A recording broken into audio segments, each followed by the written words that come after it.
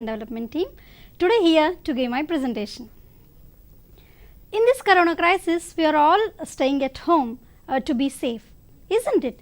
So, we are continuously supplied with fruits and vegetables and other necessities which are compulsory, to run the kitchen, to have our meals. So, from where do we get all these things in this difficult times? That means people are at work, who are producing food are at work, isn't it? So, let us start our today's session with a short anecdote. Once a man asked Sardar Vallabhbhai Patel, "What is the culture of India?" He replied, "Culture of India is agriculture." So, in the same way, Lal Bahadur Shastri ji also strongly believes that the progress of the nation is in the hands of two people. They are soldier and farmer. Soldier, one who stays at the border of the country all the time protecting us, and the one who is in the field irrespective of the weather conditions working hard to feed all of us. So, these two people are very important for the progress of the nation. So, you might have heard or read from the newspapers about Colonel Ashutosh Sharma and his team which has come into the newspaper recently. So, people sacrifice lives at borders to keep us all safe, secured and happy. We need to salute them, right? And farmers too are working in the fields to supply us with needed food materials in this tough period. So, so highlighting the importance of the soldier and farmer, Lal Bahadur Shastri ji said, "Jai Jawan, Jai Kisan." Kisan in Hindi means farmer. So, with this short anecdote, we move into our today's topic, that is agriculture. Agriculture in India and trade in agriculture is our today's topic. So, let us begin with the word agriculture. The word agriculture is derived from Latin language agri, which means soil, and culture means cultivation. So, the word agriculture stands for cultivating various crops and rearing livestock. So, please look at the slide here. Agriculture stands for cultivating crops and rearing livestock. So, why do we need to learn about agriculture? Agriculture is very important for our economy. So, you have learned in your earlier session about gross domestic product. I repeat the meaning of that for your convenience now. Gross domestic product is the total value of the goods produced and the services provided in a country in 1 year. So, 18.5% of GDP is provided by agriculture. So, agriculture is very important for a nation like ours, and around 65% of population are involved in various jobs which are related to this particular sector, and this is the single largest private sector occupation, wherein lots of people are involved in producing, marketing and other things. So, it is also backbone of our country, because other sectors also need the support from agricultural sector. That means different industries depend on raw material on agriculture for the production, for producing or manufacturing various goods. So, what are the different types of crops we see in our country? The types of crops can be majorly categorized into 4. They are food crops, cash crops, plantation crops and horticulture crops. So, food crops are mainly rice, wheat, maize, millets and pulses. Cash crops are cotton, jute, sugarcane, tobacco and oil seeds. Plantation crops are tea, coffee, coconut and rubber. Horticultural crops are fruits and vegetables. So, the word horticulture here might be attracting your attention because it matches with the word agriculture. Let me add some more words for your knowledge, which are similar to the word agriculture. Pisciculture, rearing of fish. Sericulture, rearing of silkworms. Apiculture, rearing of bees. And horticulture, which is in the slide now, growing fruits and vegetables. Hope you have liked these words. So, whenever you come across these words, now you know their meanings. And one more important point to mention here is about cotton and jute. These two are the crops which are also called fiber crops, because different types of cloth and other material, fibrous materials are made using these two crops, cotton and jute. So, where do these crops where do we grow these crops? So, it is obviously in the soil. About soil we have discussed in our earlier class. Hope you all remember the meaning of the soil.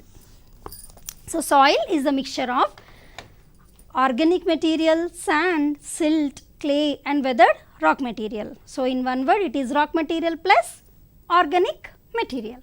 So, soils are not similar. We have also learnt in our earlier class that the nature of the soil depends on the parent rock, the bedrock and the climatic conditions and relief features.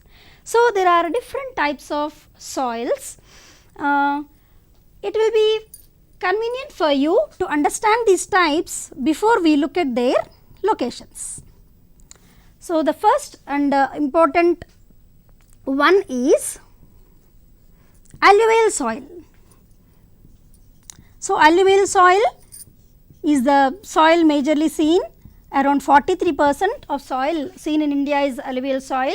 It is deposited by rivers and it is highly fertile soil. Crops like paddy and all are grown in this alluvial soil. They are highly fertile because they are sand and silt and many other things are deposited by the flowing rivers. So, the second one is black soil. This soil is also important because of its high water retention capacity. So, more water can be retained in this soil and it swells and bulges when the water is taken inside. It gets smoothened and it's sticky too when it gets wet, and once dried it becomes shrinked in nature. To look it appears as if it is totally shrinked. So, the third one is red soil. So, as the name suggests, it is red in color and the reason is red oxide that is present in that rock material. Fourth one is laterite soils. So, laterite soils derive their name from the word later, which means brick, and these soils are found in the regions with high rainfall and high temperatures. So, next one is mountainous soil. This is the soil which is seen in the mountainous regions. This is also highly fertile soil, and arid soils, which means dry soils. These soils are seen in the desert like regions. These soils are not so they do not contain humus, they have less water retention capacity and they are moved away by winds, they are deposited by winds. So, these are the types of soils. Now, let us see the distribution of the different types of soils in our country with the help of a map. I suggest you children to understand the nature and the structure instead of by hearting the names of the areas in which the soils are present. For example, if once we understand what the type of soil is, what is its characteristic, then we can better understand where it can be available. Like, let us see from the map now. This dark green region is mountainous soil. Okay. Here in the northern region Sikkim and some parts of Arunachal Pradesh, you can see mountainous soil. So, here light green color you can see alluvial soil. Where is it mostly found? It is seen in Gangetic plain, Brahmaputra plain and the plains in southern rivers. So, here in southern region also where the river plains are located, you can see the alluvial soil tracts. And red soil you can see more in southern region and southeast region here. Even the northeastern region, the area of Seven Sisters, we have majorly this red soil. So, the next one being laterite soil. So, as mentioned, laterite soils are seen in the areas with high rainfall and high temperatures. You can see it in here southwest region and little region over southeast here and here. So, now arid soil can be seen in desert region here near Rajasthan. Black soil can be seen in the central lands, some of the southern region and some areas of Gujarat here. So, let us see now which type of soil is good to grow which crop.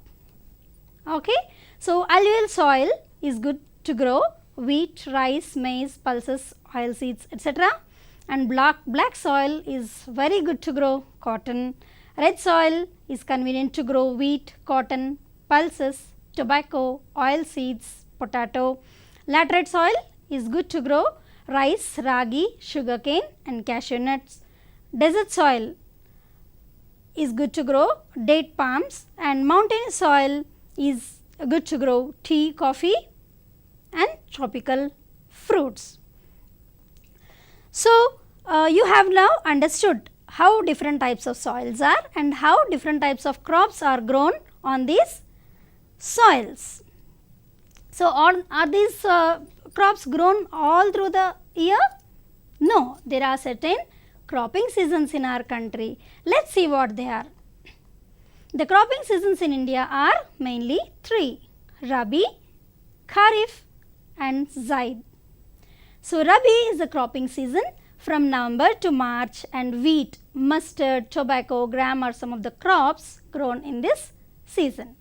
Kharif is the second important season which is from June to October usually, and rice, maize, millet, cotton, jute and sugarcane are some of the crops grown in this particular season. Zaid is the short season in December and January and in August and September. So, December and January we call that short season as Zaid Rabi and August and September we call that short season as Zaid Kharif. Fruits and vegetables are grown usually in this Zaid season like watermelon, muskmelon, cucumber, bitter gourd, etc.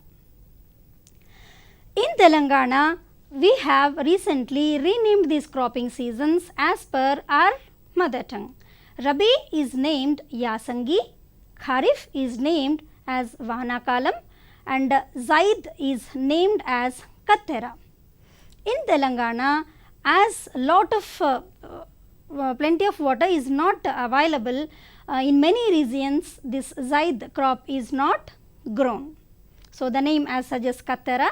So, that will be the plain period, the cropless period for most of the fields where the water is in abundance, some of the fruits and vegetables are grown. So, what is the pattern of growing all these different types of crops? Is the pattern same or are there any types of farming? Yes, the types of farming are different. Mainly there are three types of farming. They are primitive subsistence farming, intensive subsistence farming and commercial farming. So, let us look at the details of these types of farming here. So, primitive subsistence farming is also called slash and burn agriculture. I will tell you why. So, this agriculture is practiced on small patches of land and they depend mostly on monsoon. they don't use much machinery here, some primitive tools are used and they depend mostly on natural fertility of the soil. They don't use much manures and fertilizers, and once the harvest is done, they after taking the harvest, they just burn the land and let the ash gets mixed into the soil for some time. They let the soil regain its fertility. So, that is why it is also called slash and burn agriculture. So, this is mainly practiced by nomad people, that means people who keep on moving from one place to another. So, these days this cultivation is not much practiced, but in olden days when in tribal people, nomad people mostly practice this type of cultivation. So, this has got different names in North India and Southern India. North India it is called jham cultivation, and in South India it is called podu. In Odisha, Telangana and Andhra Pradesh. Second type is intensive subsistence farming. So, this is the type in which the agricultural holdings are small again, but they use manures and some fertilizers. Mostly organic manure is used and much of the hand labor is put in, and paddy and other food crops are grown in this particular cultivation. So, the third one being, so intensive subsistence farming is aimed at again small holdings, please remember this point. Moving on to third one, it is commercial farming. Commercial, as the name suggests, it is mostly for business purposes, for commercial purposes. So, here the land is large and the capital put is also large, much number of labor are involved in agriculture, and large machinery is also put into use. They use even fertilizers and manures more in quantities. So, if grains are cultivated, we call it commercial grain farming. If farming along with rearing livestock, that means rearing cattle, is practiced, we call it mixed farming. And if plantations are laid, that means tea, coffee, as we learnt earlier in the earlier subtopic. So, if such plants are cultivated in commercial farming, we call them plantation commercial farming. So, these are the different types of farming. You can see in the slide two pictures. One is speaking about jham farming. You can see the crop here after harvest is burnt, and second picture is suggesting this commercial farming. So, even it is picturized, handfuls of coins are there in the person's hand. So, commercial farming, see how large land tracts are put in this practice, in this particular cultivation. So, where are different crops grown in our country? So, that is the next subtopic.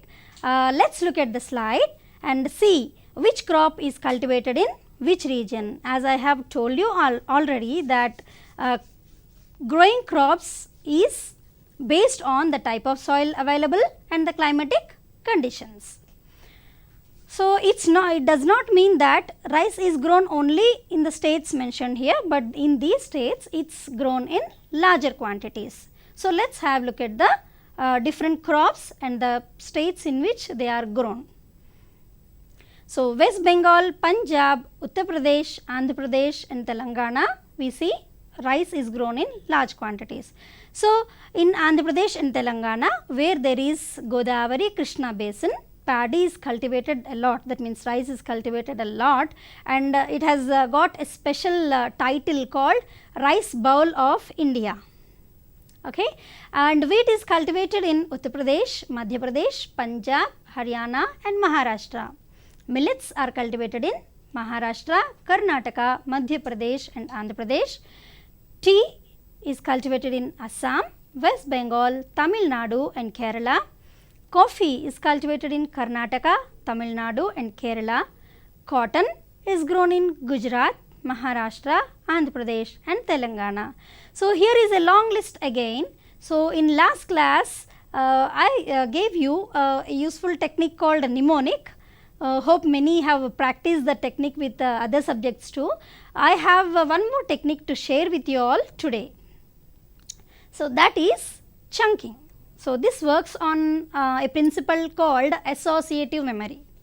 Okay, let me explain it for you. Let us look at the first list. Okay, West Bengal, Punjab, Uttar Pradesh, Andhra Pradesh and Telangana are the names.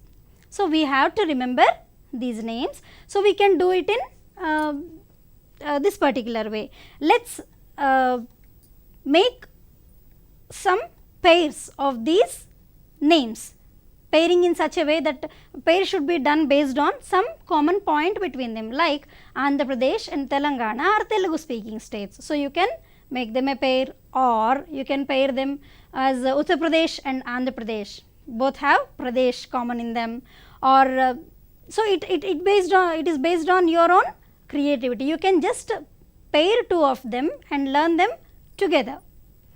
Okay. Let us take another list for example, I mean the next list, Uttar Pradesh, Madhya Pradesh, Punjab, Haryana and Maharashtra. You can pair Madhya Pradesh and Maharashtra because both start with M, or you can pair Uttar Pradesh and Madhya Pradesh because they have Pradesh in common, or you can pair Punjab and Haryana because they share same capital Chandigarh. So, in that way based on some common point you can pair two things and you can remember them easily and well.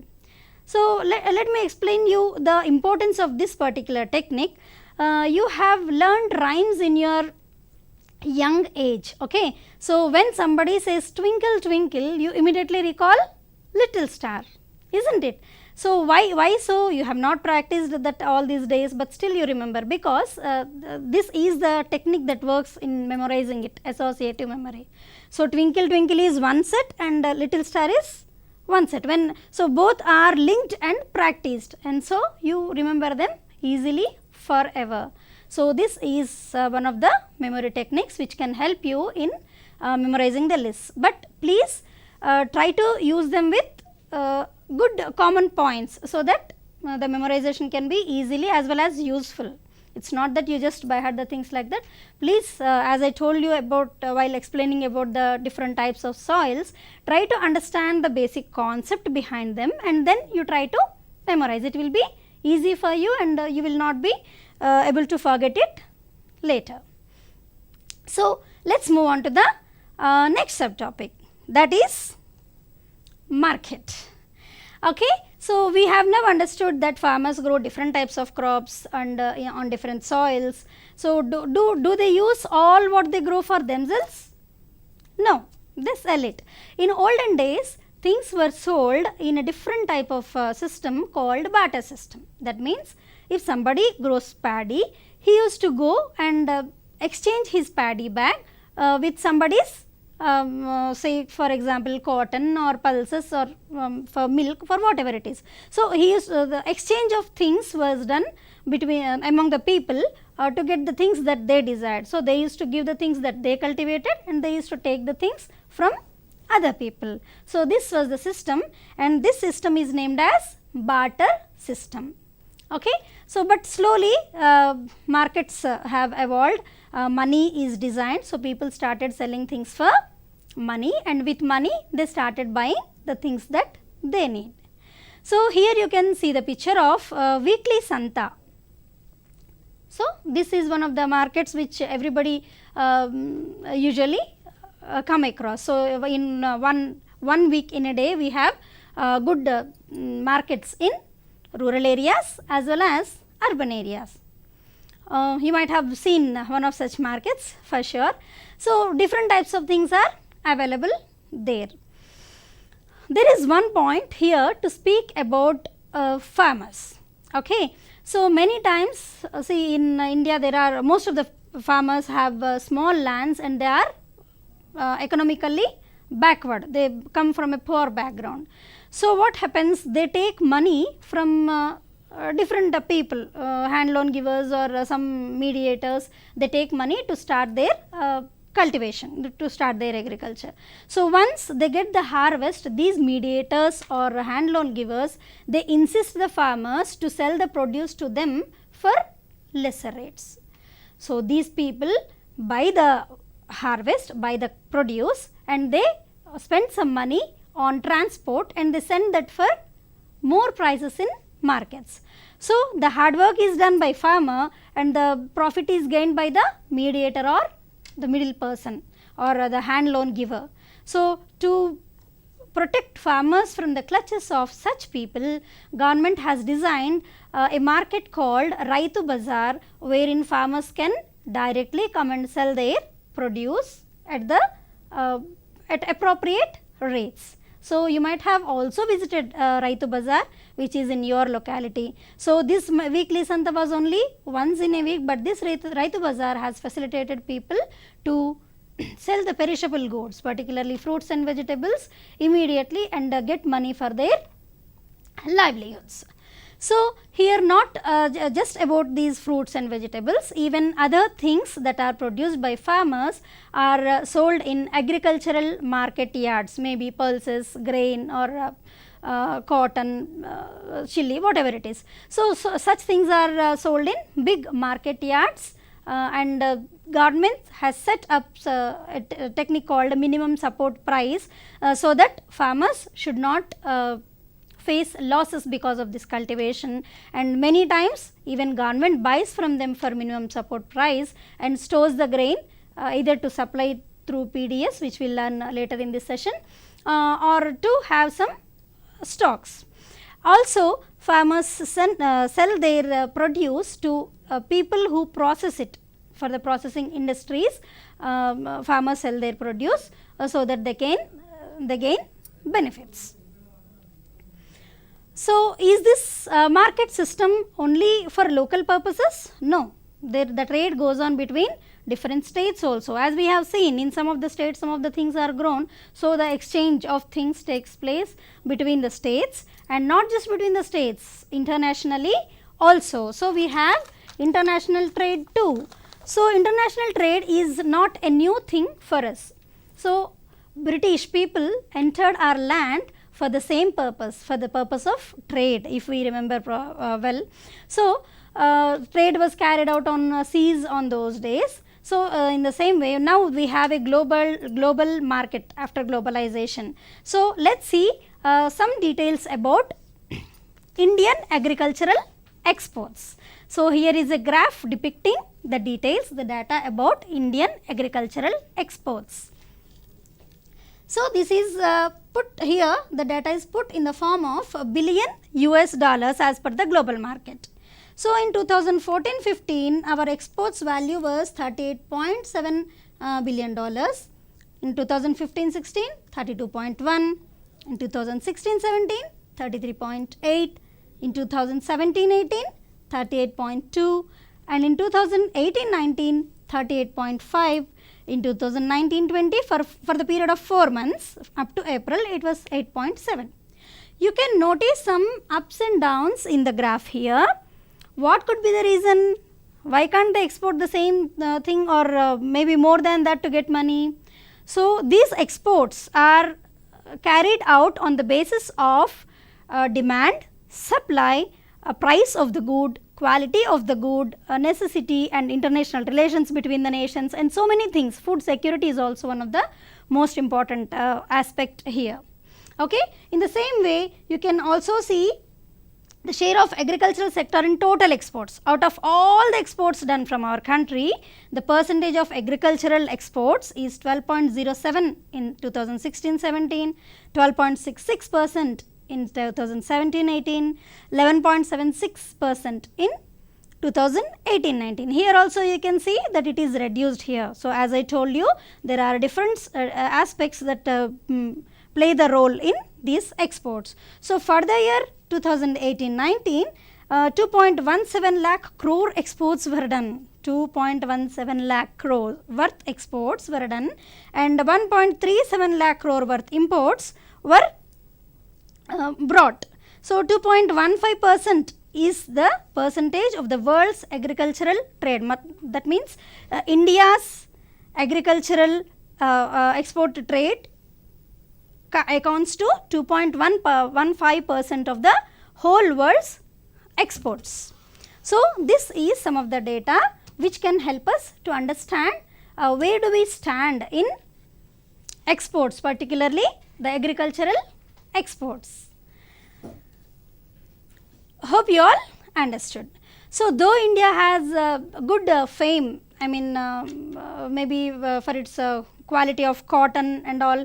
So, here it is also important to know what are the major things that are exported from our country. So, as I was telling you about the British people who came to India. So, in those times two major things were cotton and spices, if you are able to recollect. So, now major exports are basmati rice,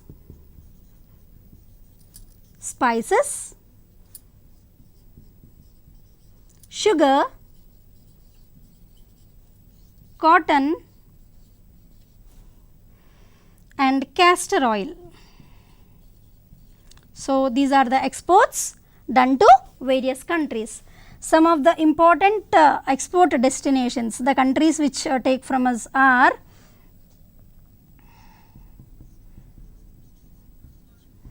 United States, Iran, Saudi Arabia, Nepal and Bangladesh. Much exports are done to these countries. So, this is the whole story of exports that are done by our country, agricultural exports. So, let us move on to the next subtopic, that is though we have a lot of fame in the world agricultural maybe export sector or agricultural sector as a whole, we in India we can see, as I told you just now, many farmers are from poor economic background. So, what are their problems? So, what is practically happening with them? Let us have a look at it. So, you can see from the screen that the problems of small farmers are listed here. The first one being small land holdings. So, the scenario behind this small land holdings may be like if maybe for suppose your own grandfather, he had some 4 acres of land, he distributed 2 acres to your father and 2 acres to your father's elder or a younger brother. So, your father now takes the 2 acres, he cultivates for long period and then he hands over the 2 acres, 1 acre to you and 1 acre to your brother maybe. So, for example sake I have been telling you. So, in this way the land is getting smaller and smaller and smaller as it is passing on from for the next generations. So, this is the reason behind most of the small land holdings of the farmers. So, when we speak about the problem, we should speak about the solution too, right. So, they can collectively farm, I mean they can do farming together, some small holdings can be collectively cultivated to escape from the losses because of these small land holdings. So, this is one of the ideas for that. And the quality of seeds. So, most of the times these people being poor, they are unable to afford good quality of seeds and they even sometimes do not get in the markets that proper quality of seeds. And manures, fertilizers and pesticides, these are also a costly affair for them to buy. So, facing they face difficulty in purchasing the required manure or fertilizer and pesticide too, and lack of proper irrigation facilities. So, as they have small land holding, they cannot afford having their own pump set or maybe, and many of them depend on rains for that. You can see in the picture, this poor farmer is praying God to give rain, he is looking at the sky and praying for the rain.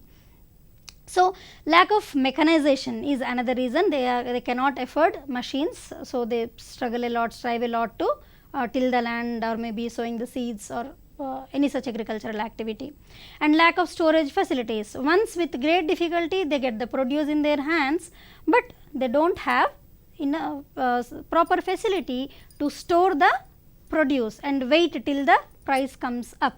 So, they have to sell immediately to the persons nearby. So, maybe for to the mediators or hand loan givers as we discussed just now. So, they have to they are insisted to sell to the people nearby, which is again a loss to them, and a lack of marketing facilities. Sometimes even when markets are available, they do not afford to take their produce to the markets. In such poor situation, these small farmers are. So, does government do anything to benefit them, to help them? Yes, governments always try to take care of farmers. They implement many plans, schemes to help farmers and to help them come out of the clutches of poverty. So, let us see about a scheme called Raitu Bandhu, which is implemented by our present state government. So, as per this scheme, farmers are given financial aid support 4,000 per acre per season. That means, a farmer will be getting 8,000 rupees per year to carry out the agricultural activity. So, it is great, is not it? And even this passbook system has also been initiated, because many times there are so many disputes among the farmers regarding the possession of land. So, this has also been initiated to settle such disputes and to avoid them. So, one more important step taken by our state government is the prestigious Kaleshwaram project. So, this project will be able to cater all the needs of 20 districts around for the drinking water as well as water for irrigation.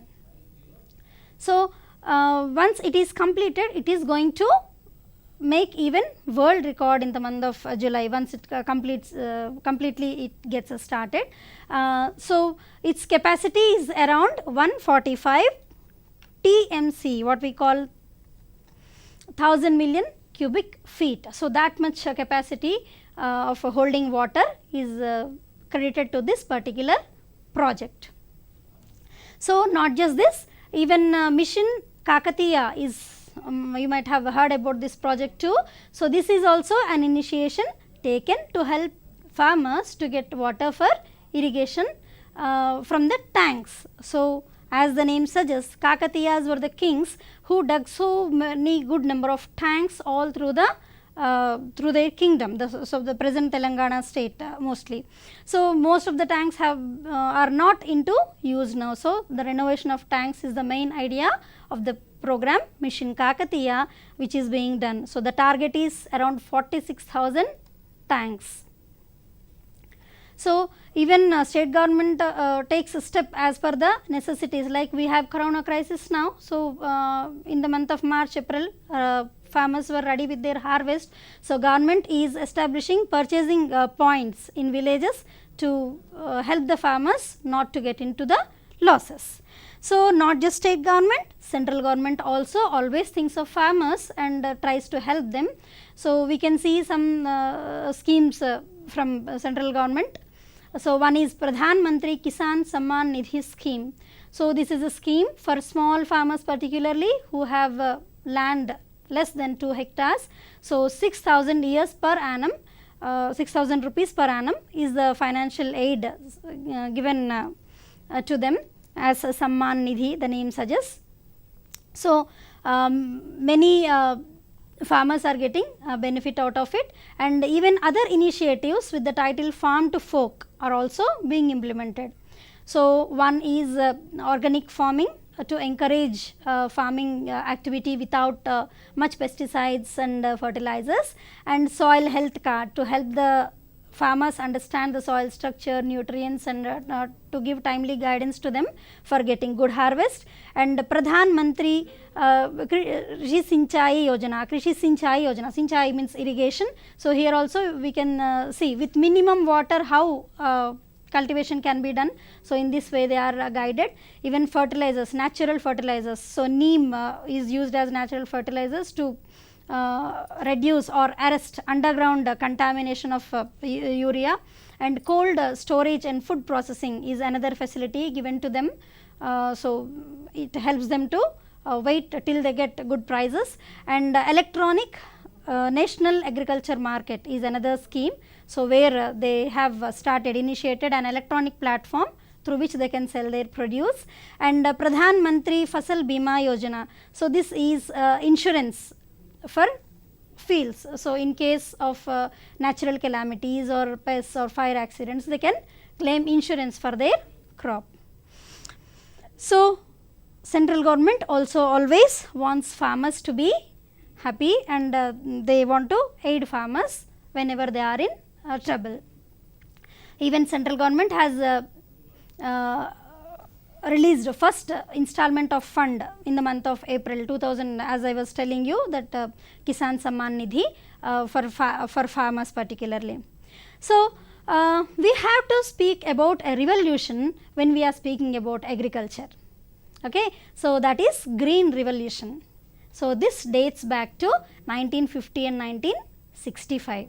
So, when India attained independence, so as I told you, most of the land holdings of Indian farmers are small, smaller in size. So, there was a necessity of revolution. Food necessities were not properly met. Though Bakranangal Dam and Nagarjuna Sagar Dam were built, and though they appointed agriculture extension officers per every block, they could not meet the food necessities. So, here we should take the name of a great person, Mr. M.S. Swaminathan, who planned Green Revolution in India. At the same time, we must also know one more person's name. He is Norman Borlaug, who gave this idea of Green Revolution internationally. So, internationally he is called the father of Green Revolution, but in India it is initiated by Mr. Swaminathan. So, what is this Green Revolution? Starting from seeds, high yielding variety seeds.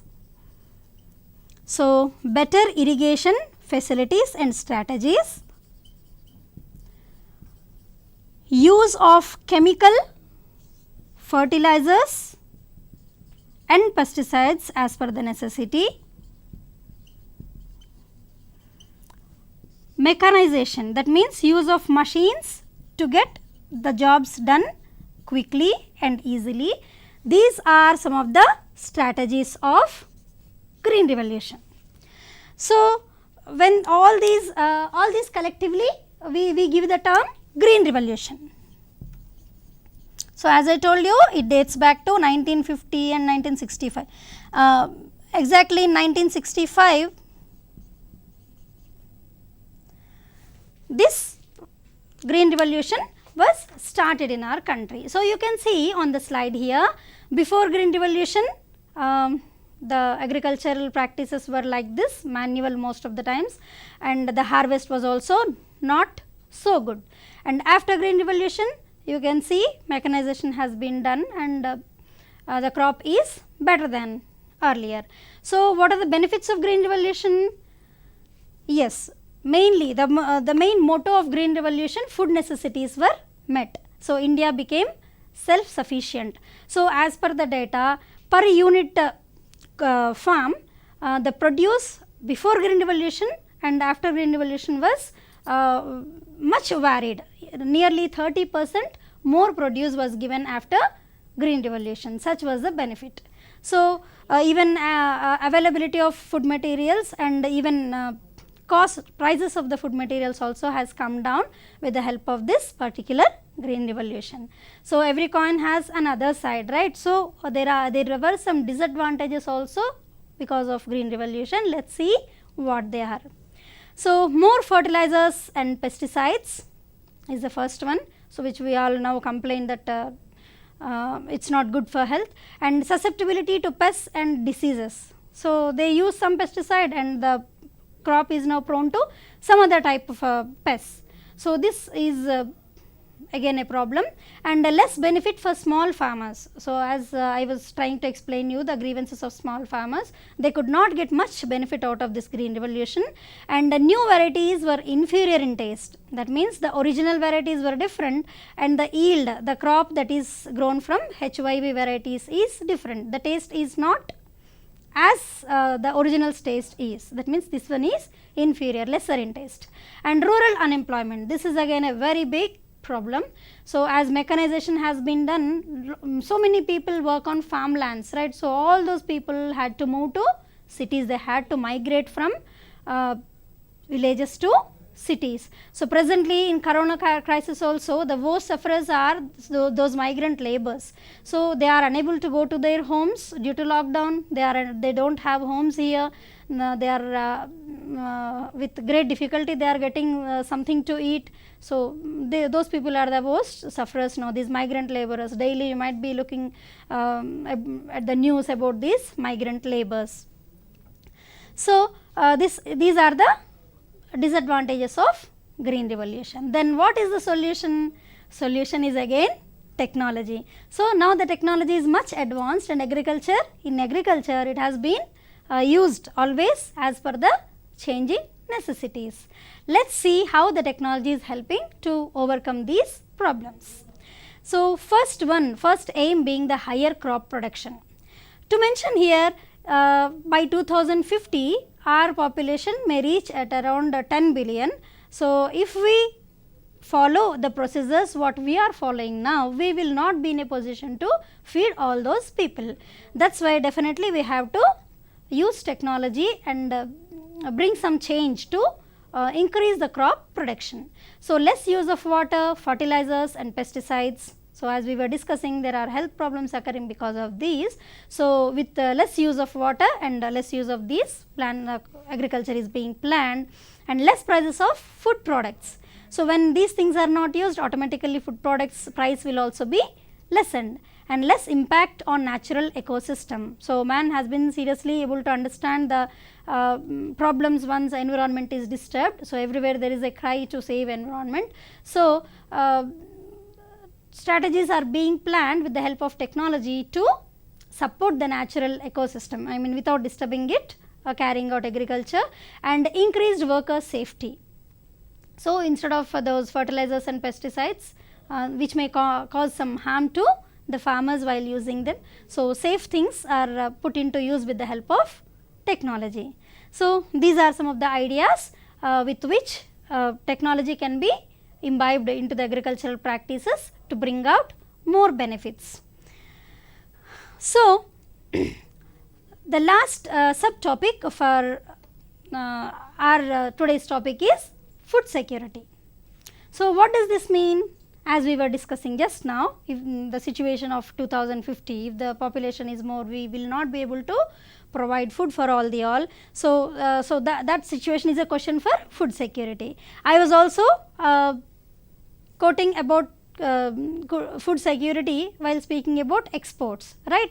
So, what do you mean by food security? Here we can remember 3 terms easily to understand this particular concept, and those 3 terms are availability, accessibility and affordability. Okay? Availability, accessibility and affordability. Availability means the stocks must be available for particularly for food purposes. Okay? And accessibility is the condition wherein people must be able to be in a situation to go and to reach them, to purchase them. So, as it is happening now in this tough corona crisis, they are trying to provide food material only. You can see the ration shops, I mean the general stores and vegetable stores, only these things are open. So, they are trying to make food materials accessible to all the people, in other words. So, accessibility means it should be it should be nearer to the people so that they can go and buy them, and affordability, they should be of such cost that people should be able to buy them. So, all categories, rich people, poor people and also they should see that they should take care that the prices are affordable to all the people. So, in single term, food for all the people in all the times is called food security. So, what does government do to provide food security? What does this government do to provide food security? Let us see some of the strategies adopted. The first one being PDS, Public Distribution System. So, in other words, we call them ration shops, where the government makes sees that the food materials are available to the poor people, some things at free of cost, and or either for lesser amounts, lesser prices. Okay. And the next picture you can see here is about midday meal scheme. So, this is a scheme planned to provide nutritious food to the school going children. Okay. So, with this midday meal scheme, there were 3 benefits, triple bonanza. Okay. What is that? Children were getting nutritious food, and enrollments of the school was improved, and even many people under this scheme were getting employment, particularly people from disadvantaged groups. So, there were 3 benefits out of this midday meal scheme. And here this picture speaks about ICDS, Integrated Child Development Service Scheme. So, here we can see the benefits are done to the pregnant, lactating mothers, and even younger kids up to 6 years age. So, nutritious food is given to them, and their education is also taken care of. The 4th picture you can see is about FCI, Food Corporation of India. Buffer stocks are always maintained in Food Corporation of India, so that in cases in times of emergency they can use them. Extra stocks are available here. So, these are some of the strategies used to provide food security to all the people. So, once we speak about food security, you can easily remember the 3 concepts here with the help of a technique, A cube. Okay? Availability, accessibility, and affordability. Please remember these terms because they are important to understand what is food security. So, food security, as we have discussed now, is really very important issue. We all need to understand its importance. So, in other words, there are people who die of hunger even today. You will be surprised to know the number. Around 25,000 people die every day of hunger throughout the world, even today. So, it accounts to around 9 lakh people per annum. So, we must all think seriously about one particular issue, that is not wasting food.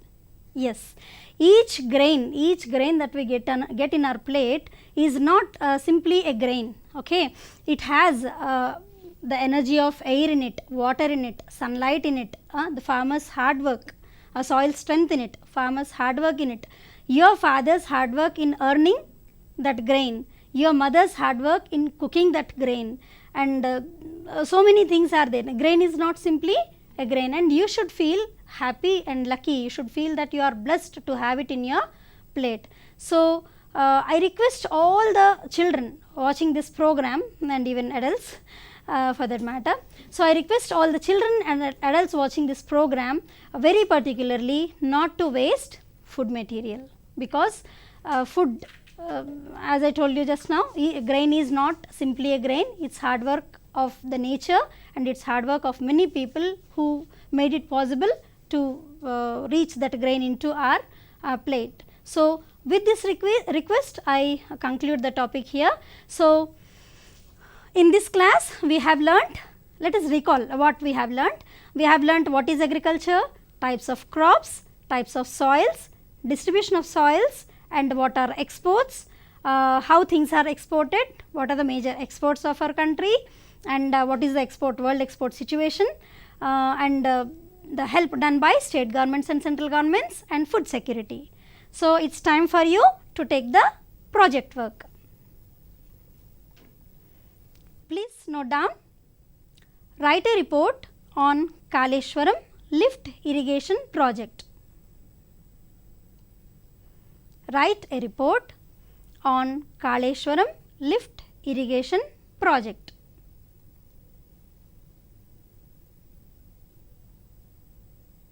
Make a project on types of soils, crops grown,